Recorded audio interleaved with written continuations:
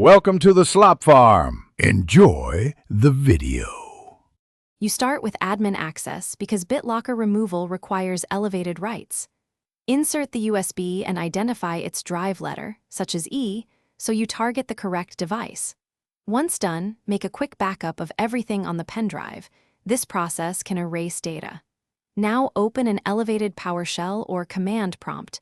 Type commands as shown next. Make sure you have the recovery key or password available if prompted. Otherwise, you cannot unlock or remove encryption. You must unlock the pendrive before you can remove its protector. Use Manage BDE Unlock E, password and enter the password, or use recovery password with the 48-digit key. Once unlocked, suspend protection so Windows won't relock during changes. Run Manage BDE Protectors Disable E.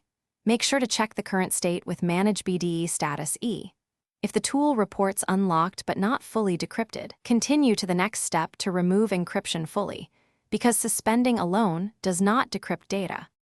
You finish by removing the protectors and, if you want no encryption, turning Bitlocker off.